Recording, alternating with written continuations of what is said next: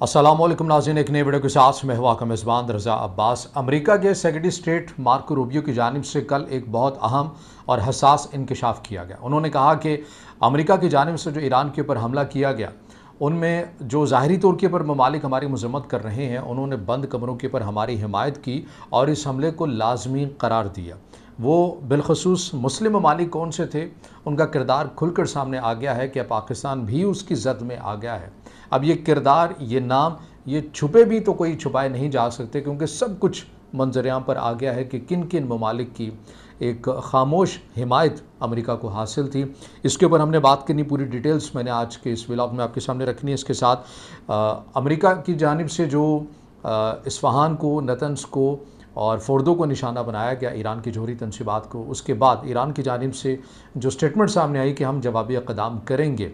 वो इक़दाम किस हवाले से हो सकता है, ईरान ने किस मैदान का इंतखाब किया है, वो डिटेल्स भी आपके सामने रखेंगी। और पहली बार ग़ालिबन ऐसा हुआ है कि अमेरिका ने ख़ुद एतराफ़ कर लिया है कि अब हम सुपर पावर नहीं हैं। ये मामला क्या है, आज के इस व्लॉग में ये तीनों पॉइंट डिस्कस करेंगे। मगर उससे पहले आपसे दरख्वास्त की वीडियो को लाइक और चैनल को सब्सक्राइब ज़रूर कीजिएगा। तो पहली खबर के ऊपर हम बात कर लेते हैं।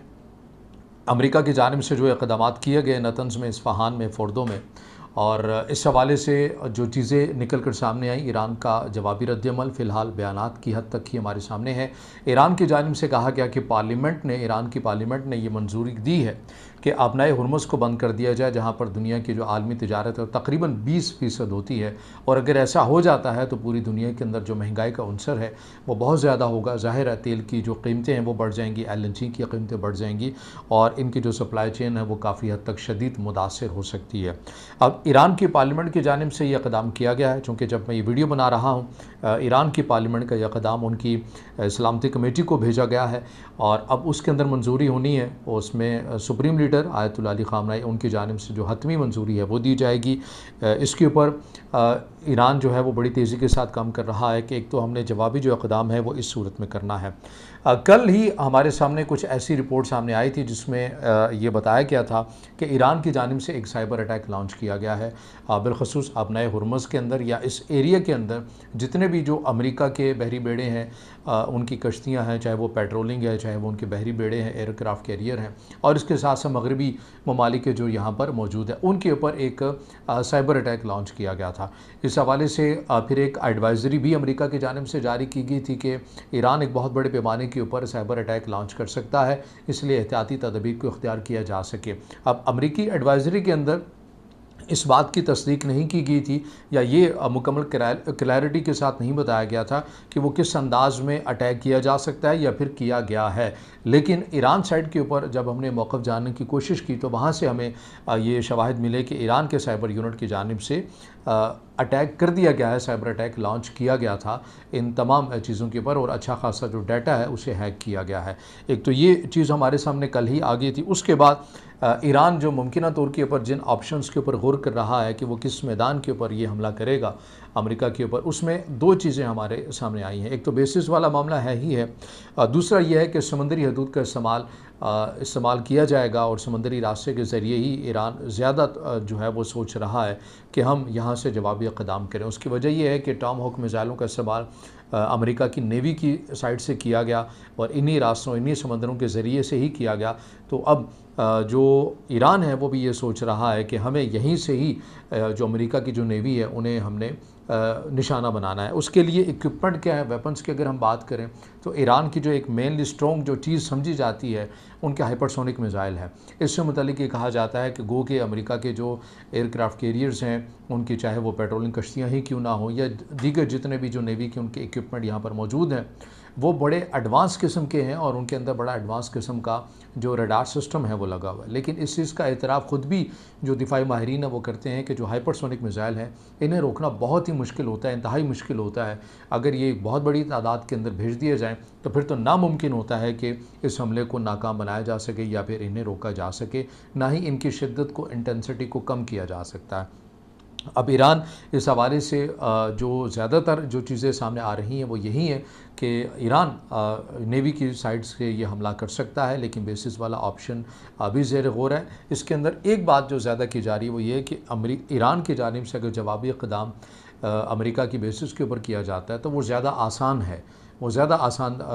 ईरान के लिए है, क्योंकि ईरान के बड़ी एक्सेस में है और बड़ी आसानी के साथ। नेवी का एक मामला ज़रा कॉम्प्लिकेटेड भी नज़र आता है, मगर दोनों साइड के ऊपर ये बातें की जा रही हैं कि दोनों में से किसी एक चीज़ का बहरहाल इंतखाब किया जाएगा। लेकिन अभी तक जो ज़्यादा बातें की जा रही हैं वो नेवी साइड की बातें की जा रही हैं। अब देखना यह है कि अमली तौर के ऊपर जब ईरान किस रास्ते का इंतखाब करेगा तो वो हमारे सामने एक चीज़ आएगी और उससे मुतल्लिक भी जो हक़ाइक़ हैं वो आपके हम सामने रखेंगे। लेकिन ये मुमकिन तौर के ऊपर दो ही ऑप्शन है और उसमें जो ज़्यादातर बात की जा रही है वो नेवी साइड की जा रही है। अब आ जाते हैं, जो मैंने इब्तिदा के अंदर बात की है कि अमेरिका ने ऐसा लग रहा है कि पहली बार ख़ुद अगर बरह रास्त नहीं तो बिलवास्ता तौर के ऊपर एतराफ़ कर लिया है कि वो अब ज़ाहरी तौर के ऊपर जो सुपर पावर का क्लेम करता है वो अब नहीं रहा। उसकी वजह यह है कि जब ईरान की पार्लियामेंट की जानिब से जब ये फ़ैसला सामने आया कि अपना हुर्मुज़ को बंद किया जाएगा और इसकी मंजूरी दे दी की है ईरान की पार्लियामेंट की जानिब से। अच्छा, इसमें एक बात मैं यहाँ पर कहूँ कि ये इतना आसान नहीं है कि आप नए हुर्मुज़ को बंद किया जाए। ईरान ने गो के ये फ़ैसला तो किया है, लेकिन ज़ाहिर है उसके जो दोस्त ममालिक हैं उनकी भी सप्लाई चेन मुतासिर हो सकती है। चाइना की हो सकती है, रशिया की हो सकती है, पाकिस्तान की हो सकती है, या और ममालिक की भी हो सकती है। तो इतना आसान भी नहीं है, लेकिन बहरहाल ईरान के पार्लियामेंट की जानिब से ये कहा गया है। अब देखना ही है कि वो कर सकते हैं या नहीं कर सकते। मैं ये जो बात कर रहा हूँ कि अमेरिका ने क्यों ये इनडायरेक्टली एतराफ़ किया है कि वो अब वो सुपर पावर नहीं है और किस अंदाज में किया, उसकी वजह यह है कि जब ईरान की पार्लियामेंट की जानिब से जब ये फ़ैसला सामने आया कि अपना हुर्मुज़ को बंद किया जाना है, तो मार्को रूबियो की जानिब से, जो कि यूनाइटेड स्टेट के सेक्रेटरी स्टेट हैं, उनकी जानिब से कहा गया कि अमेरिका ने चाइना के साथ रबता किया है और चाइना को ये कहा है कि वो ईरान को इस इक़दाम से करने से गुरेज़ करें, उन्हें रोके, उन्हें मना करे कि आप नए हुर्मुज़ को बंद ना करें। अब ये जो पॉइंट है ये बड़ा मेन पॉइंट है कि देखिए, अगर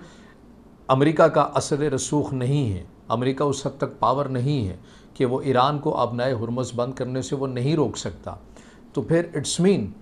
कि अमेरिका जो है वो अपनी जो पावर एक थ्योरी थी वो उसको खो चुका है, वो असर रसूख अपना ज़ायल कर चुका है। और इसीलिए चीन की जानिब से उसने रब्ता किया है कि आप बराह करम अमेरिका को ईरान को रोकें, वो ऐसा इक़दाम ना करे। अब जो चाइना की जानिब से जो आया है, चाइना की जानिब से ये इक़दाम सामने आया कि भाई अगर आपने हम ही से कहना था और हमने ही रुकवाना था, तो फिर आप ये जो आपने हमला जो किया है, आप इससे पहले जब हम आपको मना कर रहे थे कि आप ऐसे इक़दामात ना करें, तो आप हमसे पहले मुशावरत करते, आप हमारी पहली बात के ऊपर गौर करते। तो चाइना ने भी कुछ ख़ास हिमायत का ऐलान नहीं किया, बस एक रस्मी तौर के ऊपर कहा है कि ठीक है इस मामले को देखेंगे। लेकिन चाइना की तरफ से बड़ी शदीद मज़म्मत भी की गई है कि भाई हम जब आपको पहले समझा रहे थे कि ये ना करें, यह ख़ित्ता आपको किसी और साइड के ऊपर जाता हुआ नज़र आएगा, उस वक्त तो आपने नहीं माने। अगर आपका असर रसूख, अगर आपकी वो कैपेसिटी ही नहीं है कि आप ईरान को रोक सकें, तो फिर आपने ये जो इक़दाम किया ये क्यों कर किया है। तो ये इससे आपको ये पता चलता है कि जो एक पावर के हवाले से, ताकत के हवाले से तवाज़ुन रखने का दावा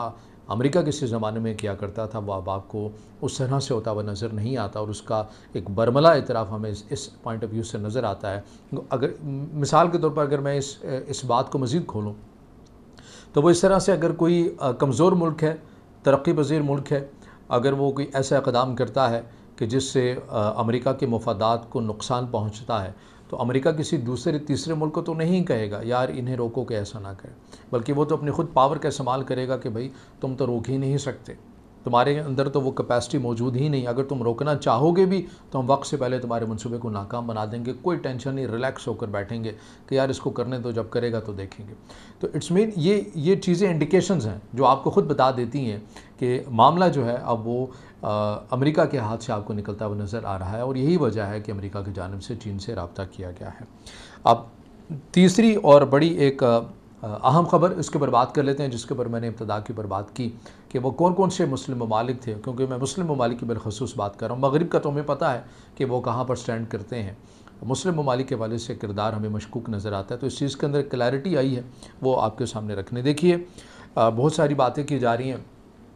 कि फ़ील्ड मार्शल आसिम मुनीर की जो बंद कमरों में मुलाकात हुई अमेरिकी सदर डोनाल्ड ट्रंप के साथ, उन्होंने उसके अंदर ये डिस्कशन हुई, पाकिस्तान ने ज़ाहरी तौर के पर अमेरिका के इस इक़दाम की मज़म्मत की सऊदी अरब ने गो कि उस तरह से मजम्मत नहीं की, लेकिन तशवीश का लफ्ज़ जो है वो इस्तेमाल किया। इसी तरह कतर को ले लें या दीगर अरब ममालिक या मुस्लिम ममालिक को ले लें। अब उस हवाले से जो ज़्यादा बातें की जा रही हैं वो ये कि फ़ील्ड मार्शल आसिम मुनीर की तरफ मार्को रूबियो का इशारा था कि बंद कमरों में इन्होंने हमारी तायद की है और सामने रस्मी तौर के ऊपर ख़ुद को हमसे दूर करने के लिए मजम्मत कर रहे हैं, तो हमें कोई टेंशन नहीं है क्योंकि बंद कमरों के अंदर ये हमारे साथ मुत्तफ़िक़ थे। और इसके ऊपर ज़्यादा जो दलील रखी जा रही है वो ये रखी जा रही है कि फ़ील्ड मार्शल आसिम मुनीर ने ये कहा था या पाकिस्तान ने ये कहा था कि ठीक है आप ईरान के ऊपर हमला करें, हमारी आपको एक खामोश जो तायद है, हिमायत है, वो हासिल होगी। इन ख़बरों के अंदर कितनी हकीकत है, उससे पहले आपको जो मुस्लिम जो दीगर ममालिक हैं उनका किरदार अब जब आपके सामने मैं रखूँगा तो आपको नज़र आए। मैंने आप इससे पहले एक जो वीडियो बनाई थी उसके अंदर आपको बताया था कि किस तरह से सऊदी अरब की फ़ज़ाई हदूद इस्तेमाल हो रही है। जर्मन मीडिया DW उनकी उर्दू सर्विस के अंदर ये पूरी खबर शाया हुई। अच्छा, इसके अंदर हमारे कुछ दोस्त हैं वो बार बार कमेंट करते हैं कि आप जिन खबरों का हवाला देते हैं उनमें उन्हें आप वीडियो की सूरत में नहीं दिखाते, चूँकि जो लोग शुरू दिन से हमें हमारे दोस्त फॉलो कर रहे हैं तो वो समझते हैं कि हमारा ये पैटर्न ही नहीं है कि हम विजुअल वाली साइट के ऊपर जाएं हमारी एक पॉलिसी के तहत। इसी तरह हम सामने आकर आपके जो एक सादा तरीका है उसके ज़रिए हम व्लॉग करते हैं। अलबत्ता हम ये ज़रूर बता देते हैं कि हमने ये ख़बर कहाँ से किस तरह ली है। आज़ादाना तौर के ऊपर हमारे दोस्त अगर जाना चाहें तो वो तहक़ीक़ कर सकते हैं कि वहाँ पर एक ख़बर मौजूद होगी। DW उर्दू सर्विस का मैं हवाला दे रहा हूँ, जहाँ पर 2 या 3 दिन पहले ये ख़बर सामने आई जिसके अंदर बताया गया कि किस तरह से अरब ममालिक खामोशी के साथ अमेरिका को और ईरान को इसराइल को अपनी फ़ज़ाई हदूद इस्तेमाल करने की इजाज़त दे रही हैं। और उसमें ये बिल्कुल वाज़ेह तौर के ऊपर लिखा गया था कि ये सामने बरमला तौर के ऊपर मज़म्मत करते हैं इन हमलों की जो कि ईरान के ऊपर होते हैं, लेकिन इन्होंने अपनी फ़ज़ाई हदूद का भी इस्तेमाल दे रखा है इसराइल को। उसमें मुत्तहिदा अरब अमारात का ज़िक्र बड़ा ख़ुसूसी तौर के ऊपर आया, उसमें उर्दन का ज़िक्र आया और उसमें सऊदी अरब का ज़िक्र आया। अब ये वो ममालिक हैं जो खुलेआम या रस्मी तौर के ऊपर आपको मज़म्मत करते हुए भी नज़र आते हैं कि ईरान के ऊपर हमला नहीं करना चाहिए, लेकिन अपनी फ़ज़ाई हदूद को भी इन्होंने खुला छोड़ा हुआ है, जहाँ पर बड़ी आसानी के साथ ईरान के ऊपर हमले भी किए जा रहे हैं। तो ये मार्को रूबियो का जो इशारा था वो इनके जानिब था, क्योंकि सऊदी अरब आपको याद है कि पहला वो मुल्क था जिसने ईरान के ऊपर जब इसराइल की जानिब से हमला किया गया 13 या 14 जून को, उसकी मज़म्मत की। तो मार्को रूबियो ने कहा कि मज़म्मत कर रहे हैं ठीक है, लेकिन बंद कमरों में ये हमारे साथ हैं, क्योंकि ये चाहते हैं कि ईरान को इस नहज के ऊपर नहीं पहुंचने देना, क्योंकि साल साल से अरब ममालिक को इस खौफ में रखा गया, डरा कर रखा गया और अपने हथियारों की सेल करवाई गई, बेचा गया खाली इस एक प्रोपेगेंडे के ऊपर कि मुस्तक़बिल में आपको ईरान से ही ख़तरा है, आपको किसी और मुल्क से ख़तरा नहीं है। और ये वो वजह है मार्को रूबियो का जो इशारा था। अगर आपको ये समझता है कि वो पाकिस्तान की जानिब इशारा था तो इसके अंदर आपको हकीकत नज़र नहीं आती, चाहे आप जितने भी कनेक्शन बना लें। वो एक साजिशी थ्योरी तो हो सकती है, लेकिन अमली तौर के ऊपर वो चीज़ सामने नहीं हो सकती। अलबत्ता हमने कल वाली वीडियो के अंदर भी कहा था कि नोबल इनाम के लिए नामज़द करना ये इंतहाई मज़क्का ख़ेज़ है, ये अखलाक़ी अक़दार की पामाली है, ये दीनी अक़दार की पामाली है। समझ से बालातर है कि ऐसी कौन सी मसलहत थी, ऐसे कौन से मफादात थे जो आपने इतना दीनी अक़दार अखलाक़ी अक़दार से हट कर ये नॉमिनेशन की है और ऐसे शख्स को आपने नॉमिनेट किया है। इसके ऊपर तो हमने खुलेआम ये बात की, जो तनक़ीद बनती है वो करनी चाहिए, लेकिन ये कहना कि बंद कमरों के अंदर पाकिस्तान ने हिमायत की है ईरान के ऊपर हमले करने की, तो ये इस मामले के अंदर कोई हकीकत नज़र नहीं आती है। पाकिस्तान ने, जब मैं ये वीडियो बना रहा हूँ, अभी तक कौमी सलामती कमेटी का इजलास बुलाया गया था कल वज़ीर-ए-आज़म पाकिस्तान की जानिब से, लेकिन अभी तक हुआ नहीं है। मुमकिन है कि जब ये वीडियो रिलीज़ हो तब तक हो जाए। तो अब देखना ये है कि उस इजलास के अंदर क्या बयान निकल कर सामने आएगा। इसी तरह वज़ीर-ए-आज़म पाकिस्तान की जानिब से ईरानी सफ़ीर से भी, जो कि पाकिस्तान में तैनात हैं, उनके साथ भी एक ख़ुसूसी मुलाकात की गई है और कुछ चीज़ें हैं वो बयान की गई हैं। ईरान से ब्रीफिंग भी ली गई है और पाकिस्तान ने इज़हार यकजहती भी किया है। तो ये पूरा एक नक्शा है जो अभी तक बनता हुआ सामने आ रहा है। अब इसमें जो भी अपडेट्स आती रहेंगी वक्तन फ़वक्तन आपके सामने रखेंगे। अगर आप समझते हैं कि वीडियो मालूमाती है तो फिर इसे ज़रूर लाइक भी कीजिएगा, कमेंट्स में ज़ाहिर ख्याल ज़रूर कीजिएगा और चैनल को सब्सक्राइब ज़रूर कीजिएगा।